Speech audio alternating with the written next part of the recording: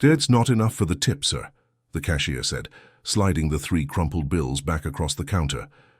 Arthur felt the familiar hot rush of shame, pulling his hand away quickly. His 6-year-old son, Sam, oblivious, pointed a small finger at the dusty leather wallet Arthur held. "That's the one, Dad," Sam announced loudly, his voice cutting through the diner's morning rush. "The big box from the attic. The lawyer said we're not allowed to spend the millions yet, but that wallet has all the important papers." Every head in line turned. Arthur froze, the sweat instantly chilling on his neck. Arthur drove the old pickup truck back to the shop, the silence thick and heavy between him and Sam. The engine groaned, a familiar sound of hard work and scarcity. The garage was located 10 miles outside of town, a collection of rusted metal sheds backing onto a field of dry, uncut grass. It smelled of motor oil, grit, and the faint, stale scent of burnt coffee. This was Arthur's world, Spartan, functional, and intensely solitary.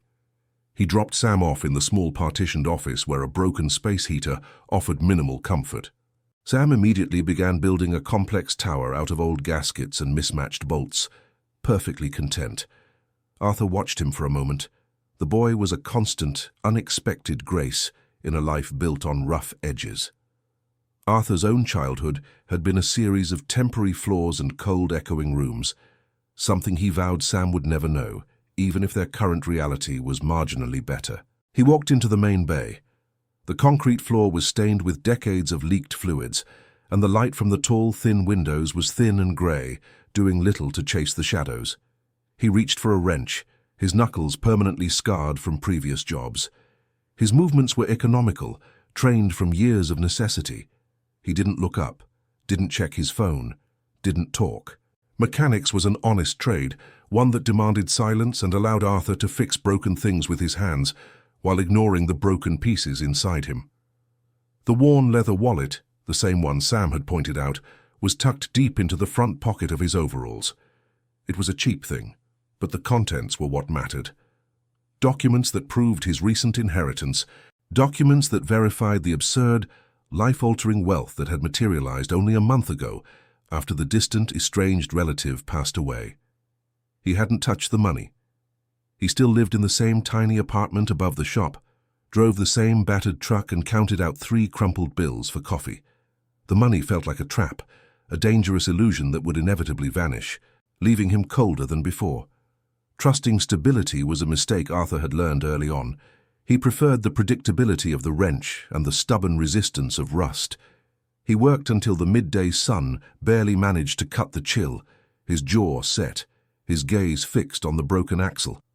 The grinding noise from the bay was constant, a white noise Arthur barely registered.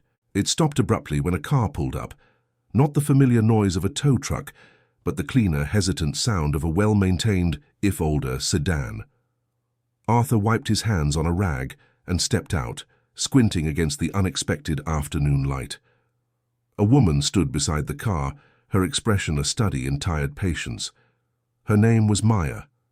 She was wearing practical jeans and a faded work shirt, and she looked like someone who hadn't had a full 8 hours of sleep in about a decade, but still woke up determined.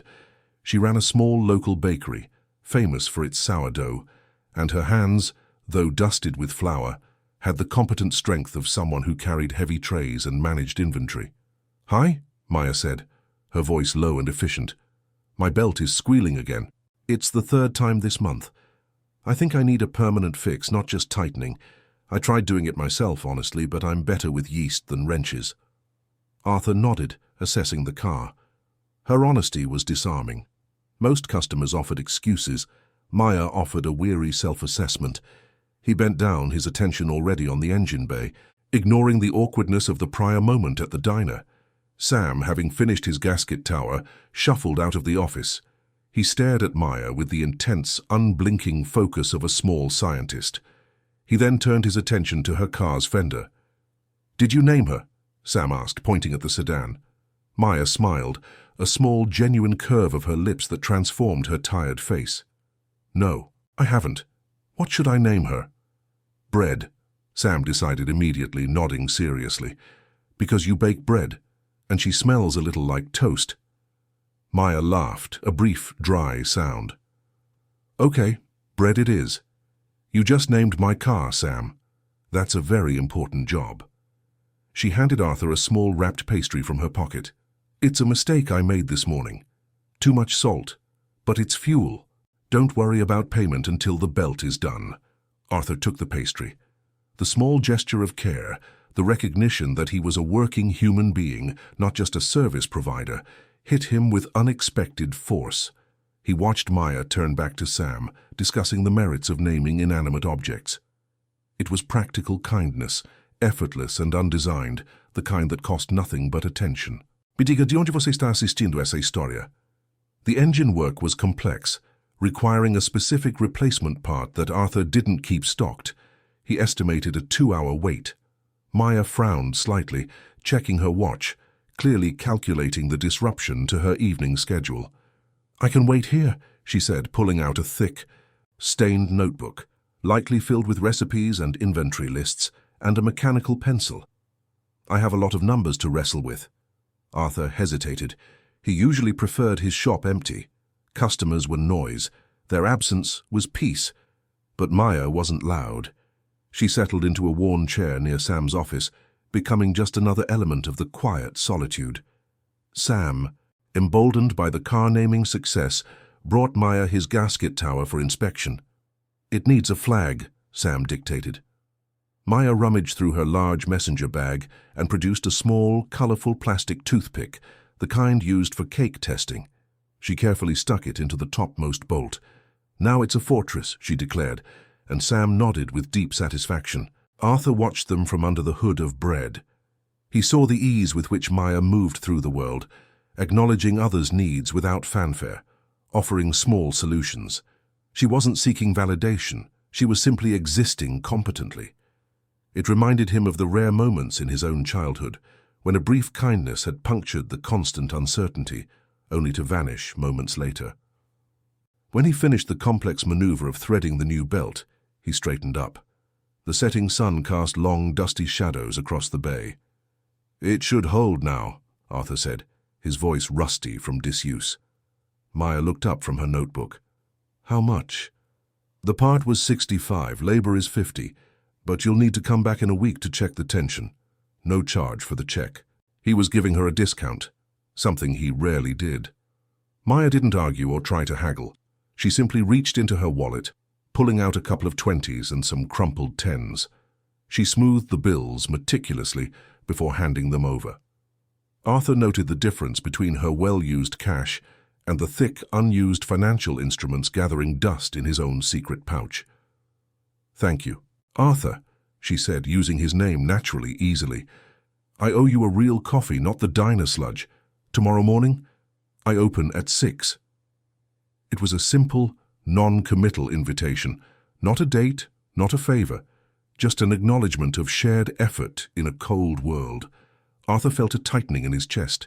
He hadn't accepted an unattached invitation in years. 7, he replied after a long silence. Sam needs to be properly bundled by 6. Maya smiled again, retrieving Sam and giving the gasket tower a final, respectful nod. 7 it is. Good night, Arthur.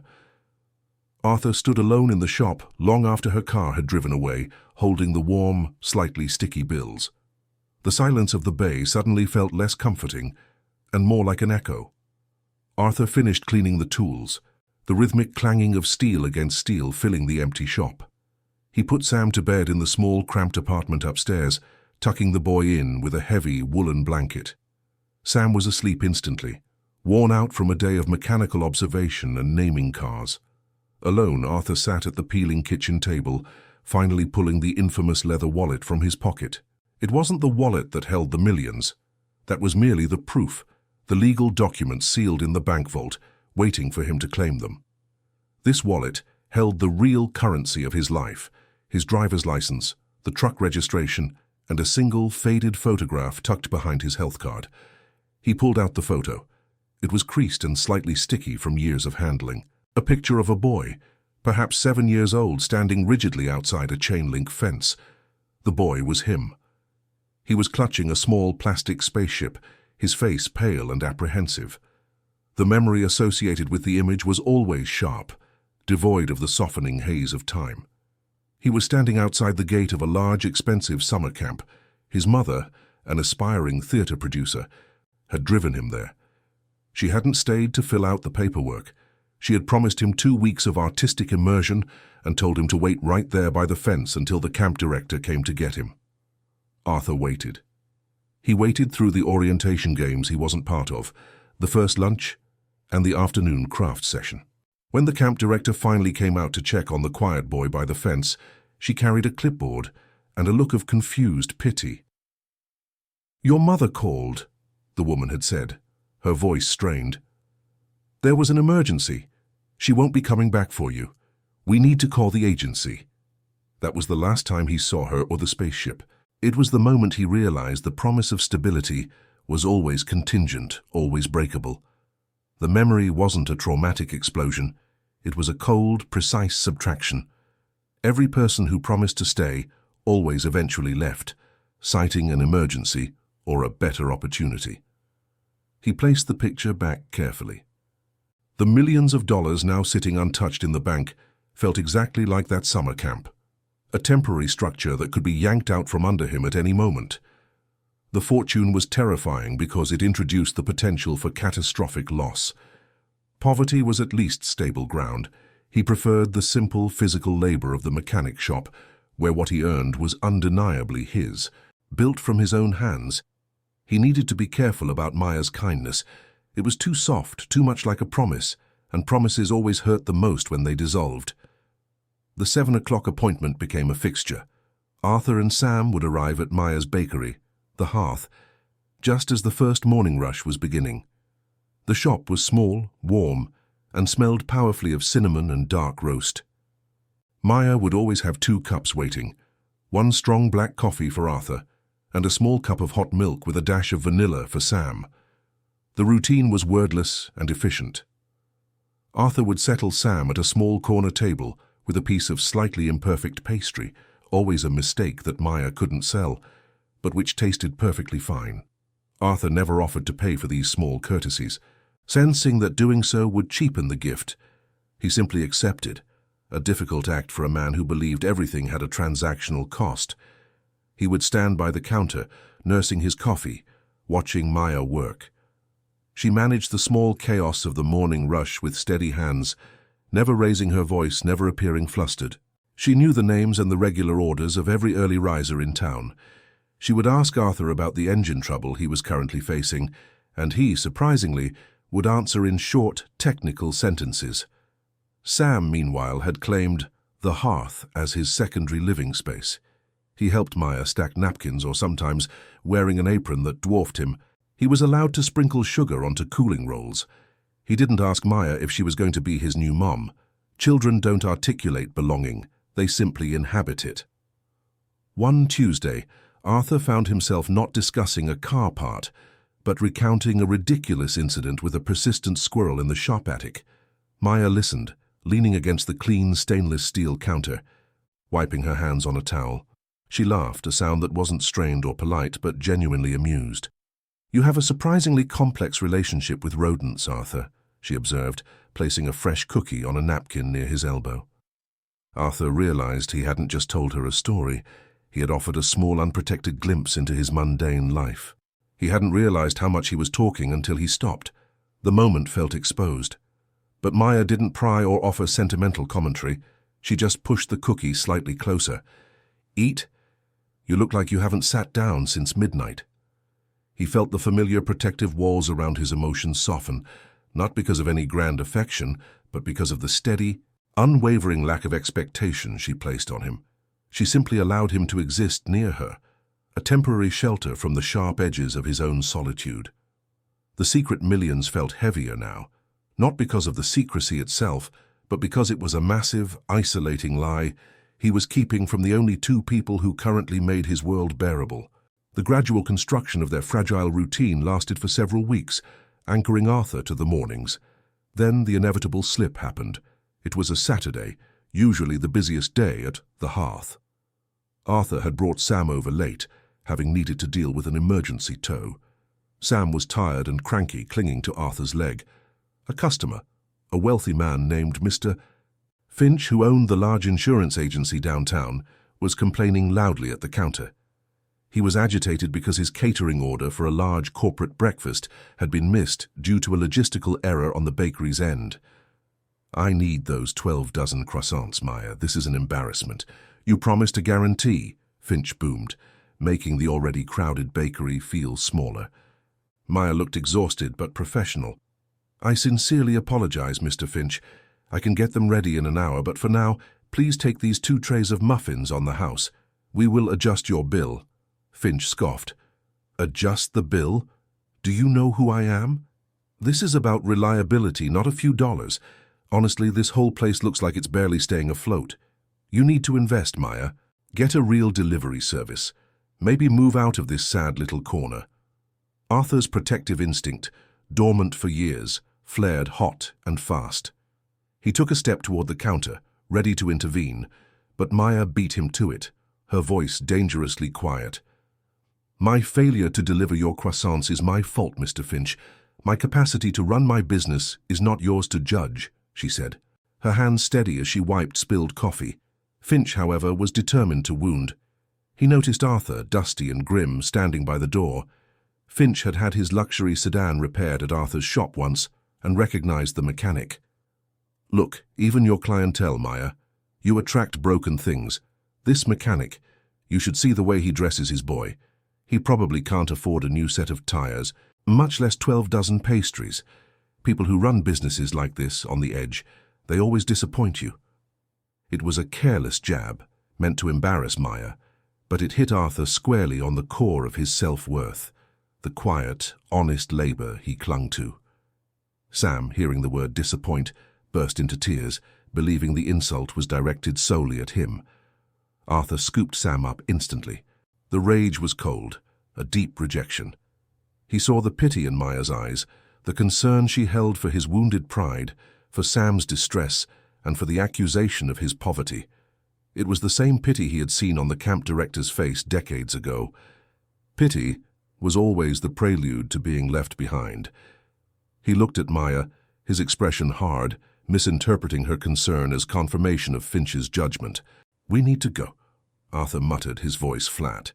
He didn't wait for her apology or explanation. He didn't say goodbye. He simply walked out, carrying Sam, leaving the warmth and safety of the bakery behind. Maya called his name once, but Arthur didn't stop.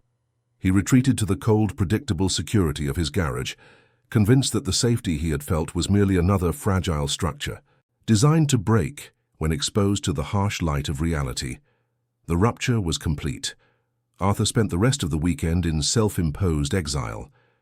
Sam was quiet, sensing the shift, building elaborate gasket fortresses that looked more like barricades. Arthur worked obsessively on an engine, ignoring the calls of the outside world. He convinced himself that the pain of the interaction proved his original thesis. Connection always leads to vulnerability, and vulnerability leads to abandonment. But the anger didn't stick.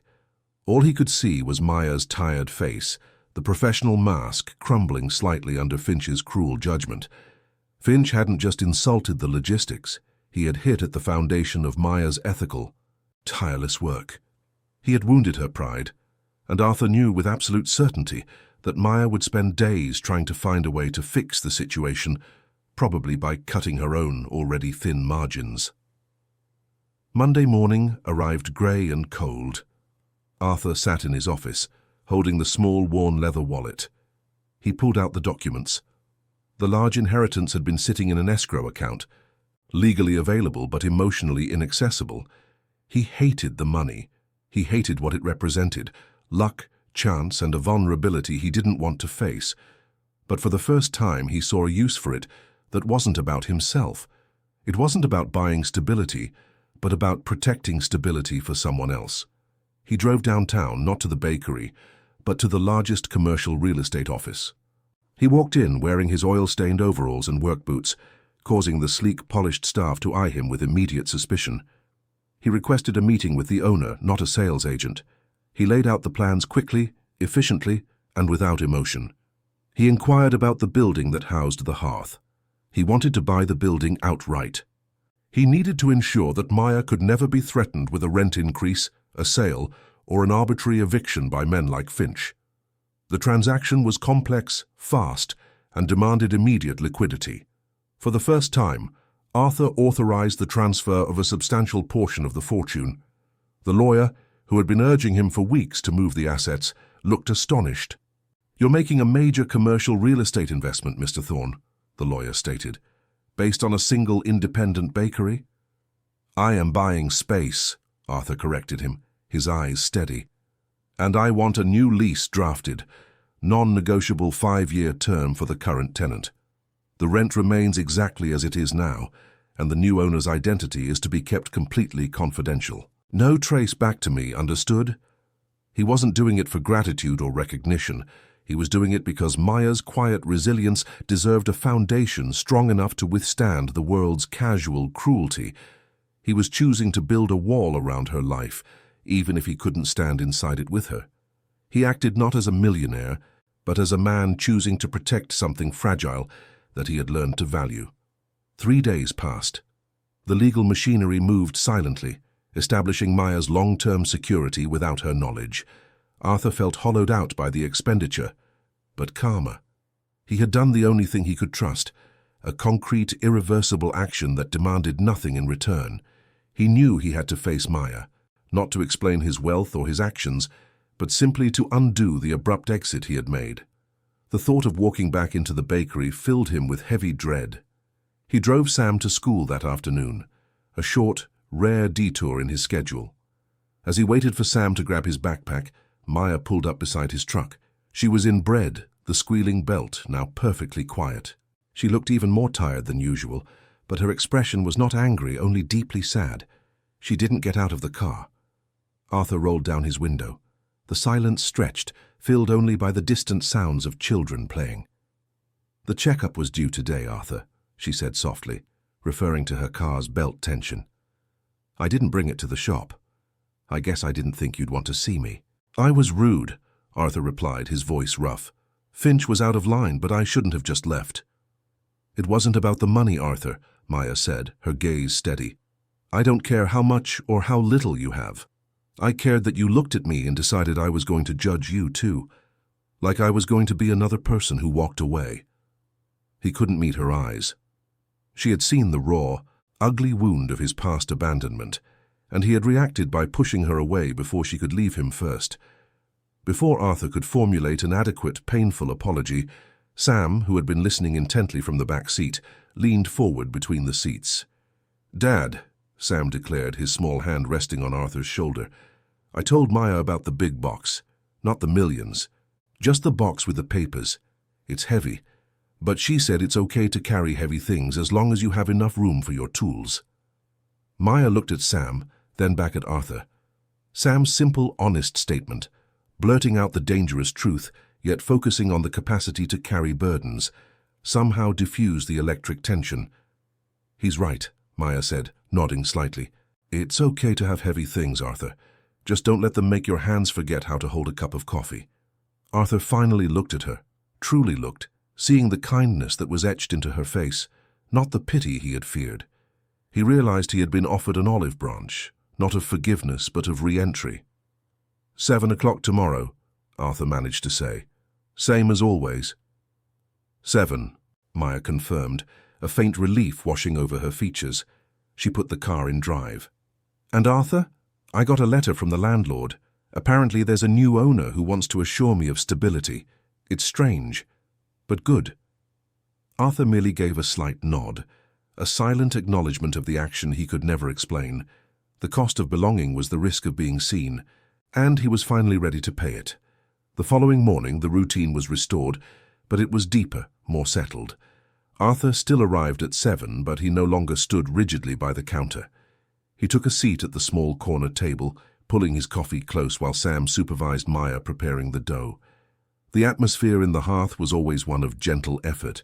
The flour dust floating in the morning light gave the room a golden, ethereal quality. Maya, working quickly and precisely, didn't talk about the new landlord or the rude customer. She talked about the local school fair and the rising cost of vanilla beans. Arthur watched Sam, whose face was currently smeared with cinnamon sugar, helping Maya measure out yeast. The boy was utterly relaxed, absorbed in the task. This was not the silence of isolation, it was the quiet hum of shared purpose. Later that week, Maya closed the bakery early for inventory.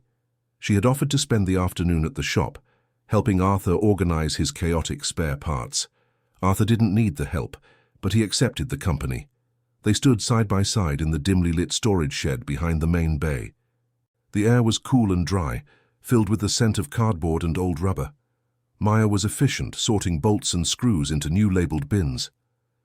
"You know, the old owner kept saying the building was going to be sold and turned into condos," Maya remarked, holding up a bin marked nuts.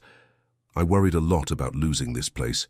It's the only thing I built completely on my own." Arthur cleared his throat, tightening a lid on a can of grease. "It seems stable now." "It does," she agreed, smiling faintly. "Thank you for coming back, Arthur. Thank you for choosing not to stay gone." She understood the gesture, if not the scale of the cost. She understood that his return was the real transformation, the choice to risk the pain of connection rather than cling to the safety of solitude. The millions in the bank were just a tool, but the choice to use them to create a foundation for Maya's work was the act of a man finally redefining his priorities. Sam wandered in, his face serious. He walked up to Maya and carefully placed a greasy, slightly flattened gasket into her palm. "This is a shield," Sam announced. "For you. You need a shield sometimes." Maya looked at the mechanic and his son, standing in the cold, messy utility shed, surrounded by the tools of their honest trades. She placed the gasket in her pocket. "Thank you, Sam," she whispered. "It's the best shield I've ever had." Arthur looked at his son, then at Maya. This wasn't a marriage or a promise of eternal happiness. It was a commitment to presence. It was the simple, sturdy reality of three people standing together, sharing their burdens and their imperfect spaces. Family wasn't about blood or law or fortune. It was about the practical choice to protect what you valued.